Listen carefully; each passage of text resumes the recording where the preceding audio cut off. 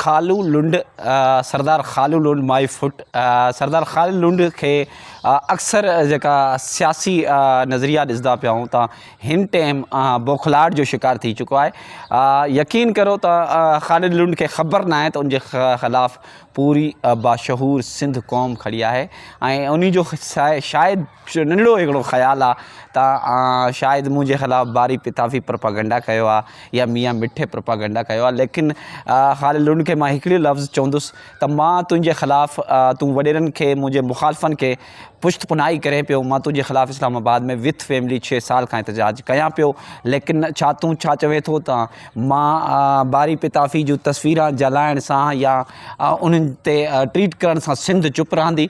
ख़ुदा जो कसम सिंध जेकी आहे ना उन जो कंहिं लुंडनि सां तालुक़ु आहे, ना उन जो कंहिं पिताफ़िन सां तालुक़ु आहे, ना उन जो जेको बाशहूर सिंधी क़ौम आहे उन जो सिर्फ़ु वॾेरनि ऐं भुतार के निज़ाम जे ख़िलाफ़ु ॻाल्हाइण जो हक़ आहे। जेका लुंड क़बीले जा दोस्त आहिनि, भाउ आहिनि, उन्हनि जे लाइ क़ाबिल एहतराम आहे। लेकिन हमेशह सिंध उथंदी आहे हर मौज़ू ते। लेकिन यकीन करो त कुझु अहिड़ा बि असां ॾिठा आहियूं जेका वाक़िया इंतिहाई सिंध उन्हनि जे लाइ आवाज़ु उथायो आहे। सिंध जा हर नंढे वॾे बचे आवाज़ु उथायो आहे। यकीन कयो त घोटकी ऐं कश्मीर खां वठी कराची ताईं हर मामले ते जेको हाईलाइट जो मसइलो थींदो आहे, कोई अहिड़ो इशू थींदो आहे, चाहे क़तल थींदो आहे या कोई बि मसइलो थींदो आहे कंहिंसां, त सिंध उन सां बीहजी रहंदी आहे। लेकिन असल कारण उनजो छा थींदो आहे जंहिंजे करे जेकी सिंध मायूस थींदी आहे? तव्हांखे कुझु अहिड़ा वाक़िया ज़रूरु हूंदसि त निज़ामुद्दीन जोखियो या कुझु अहिड़ा ॿिया बि वाक़िया आहिनि जेका मां तव्हांखे ॿुधाइण टाइम वीडियो वॾो थी वेंदो।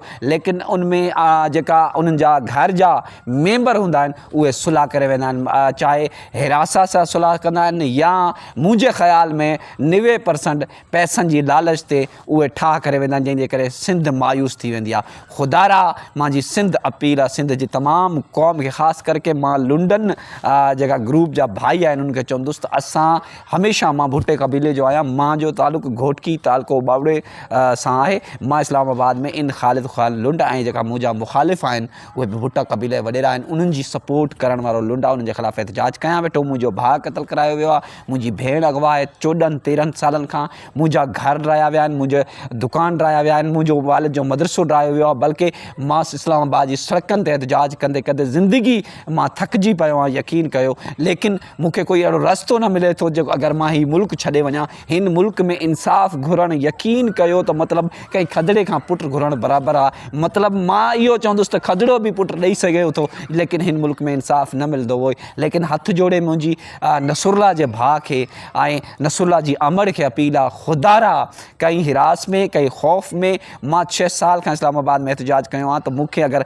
ख़ालिद लुंड या उन जे वॾेरा चाहे कुझु बि कराए सघनि था, लेकिन मां एहतजाज कयां पियो, पंहिंजो हक़ूक़ वठां थो।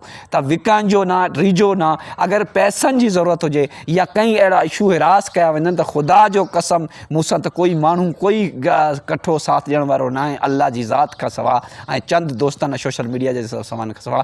बाक़ी तव्हां सां पूरी सिंध खड़ी अथो, मता कॾहिं लालच में, मता कंहिं ख़ौफ़ में डिॼी असांजे भाउ प्यारे नसरुल्ला जो खून रेगान कयो। ख़ुदारा असांजी उमेदु आहे, असांजी अदालतनि ते उमेदु आहे, तव्हां सिंध हाई कोर्ट ते ऐं चीफ जस्टिस पाकिस्तान ते बि उमेदु आहे त नसरुल्ला जे क़ातिलनि खे अहिड़ी सज़ा मिली सघे जीअं वरी कंहिं ग़रीब मज़लूम जो आवाज़ु बंदि न थी सघे।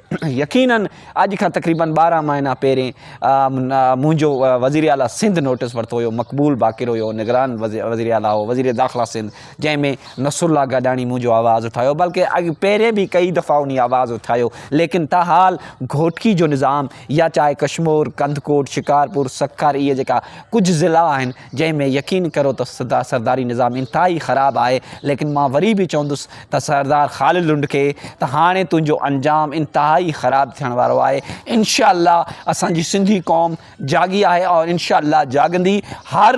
हर मौक़े ते जिथे बि वेंदे यकीन कयो तोखे हमेशह इहे ई नारा मिलंदा, शेम शेम खालू लुंड, शेम शेम। ऐं तमामु दोस्तनि खे गुज़ारिश कंदुसि वठा।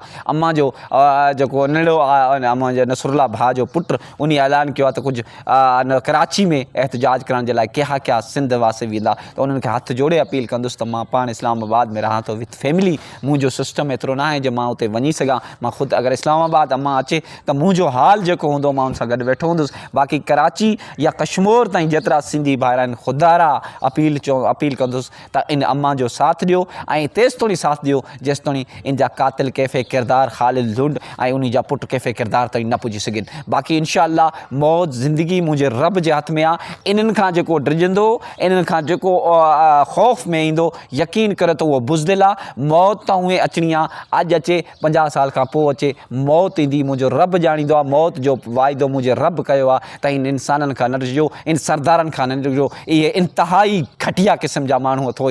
ख़ुदा जो कसम जेतिरा सरदार आहिनि इन्हनि जा किरदार तव्हां ॾिसो, इन्हनि जे तव्हां अंदरि में वञो, इन्हनि जा नौकर जेका हूंदा थोई न ख़ानदानी नौकर रखंदा थोई, छो जो नवों नौकर रखंदा त इन्हनि जा राज़ फाश थींदा। इन्हनि जा कम ॾिसो त ख़ुदा ॼाणींदो थोई त सिंध असांखां वधीक ख़बर आहे। जंहिंखे ख़बर आहे, पूरी सिंध खे ख़बर आहे त इन सरदारनि जा कम कहिड़ा आहिनि। कई ग़रीब जो अगरि कमु को फासंदो या पुट वग़ैरह नाजाइज़ ॿधबो त यकीन करे त उहे सरदार उन खां वोट बि वठंदा, कसमनामो बि ॾींदा, उन खां गॾोगॾु उन खां पैसा वठी थाणेदार खे बि ॾींदा। यकीन कयो अॼु खां तक़रीबन 10 महीना पहिरें इन ख़ालिद लुंड मूंखे त गिरफ़्तार न कराए सघियो, मुंहिंजी फैमिली खे कुझु न कराए सघियो, लेकिन मुंहिंजो हिकिड़ो कज़न हुयो, उन खे कावड़ ऐं गुस्से में मुंहिंजी कज़न जी घरवारी खे इन ख़ालिद लुंड गिरफ़्तार करायो पुलिस स्टेशन ॾेरकी में। लेकिन मां कई दफ़ा SSP घोटकी जे ॿाहिरां एहतजाज बि कयो, लेकिन बेशरम आहे असांजा इदारनि में गैरत न आहे। असां इहो चवंदुसि DIG सकर पी मोहम्मद शाह खे त मां 6 साल खां सिर्फ़ु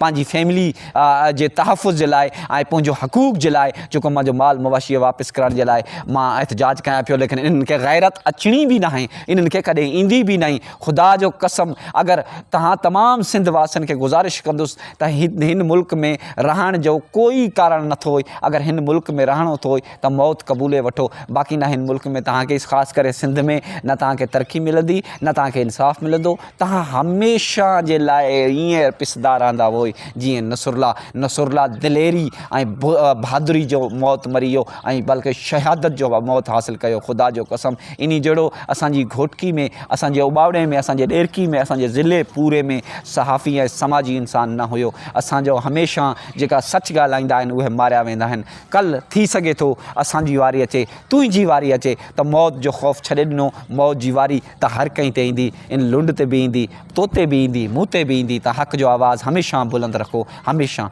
ॿी दोस्तनि खे एतिरी मां गुज़ारिश कंदुसि त मुंहिंजी फैमिली आहे जेको मां पंहिंजे घर जो सर्किट न हलाए सघां थो, त मुंहिंजी तव्हां दोस्तनि खे गुज़ारिश आहे, इहो टिकटॉक अकाउंट अथई मुंहिंजो ग़ुलाम रसूल जे नाले सां, ग़ुलाम रसूल भाई जे नाले सां, ऐं मुंहिंजो यूट्यूब बि अथव, बोया में लिंक बि ॾिनल अथव, या ग़ुलाम रसूल भाई सर्च कंदा हुआ यूट्यूब ते। 800 सब्सक्राइबर आहिनि तक़रीबन 850, उन खे बि सपोर्ट कंदा हुआ त तव्हांजी महिरबानी थींदी। इनशाअल्लाह असांजी सिंध ऐं असांजा सिंधी माण्हू इन क़ातिल खे कैफ़े किरदार ताईं पहुचाईंदा। शेम शेम नसरुल्ला जा क़ातिल, शेम शेम शेम शेम ख़ालिद लुंड, शेम ख़ालिद लुंड जो पूरो ख़ानदान शेम। मां एतिरो चवंदुसि वधीक मूंखे पंहिंजी तहज़ीब ऐं पंहिंजी जेकी मुंहिंजी एजुकेशन आहे उन हिसाब सां मां वधीक अल्फाज़ न ॻाल्हाए सघां थो, लेकिन इंतिहाई अहिड़ा वीडियो अचनि पिया जेॾे बि वञे थो ख़ालिद लुंड खे इंतिहाई शर्मिंदगी आहे। थी सघे थो अगरि उनमें गैरत ऐं हया आहे त उहो नसरुल्ला जो खून क़बूल करे ऐं उहो चवे त मां करायो आहे, त मञींदुसि त इहा वाक़ई दिलेर हुयो, उन क़तल कयो। लेकिन पोयां हमेशह बुज़दिल विढ़ंदा आहिनि, जेका दिलेर हूंदा आहिनि उहे हमेशह साम्हूं ई विढ़ंदा आहिनि। अल्लाह ताला तव्हांखे ऐं तव्हांजी फैमिली खे ख़ुशि रखे। इंशाअल्लाह मिलंदासीं नेक्स्ट वीडियो में। अल्लाह नेगहबान।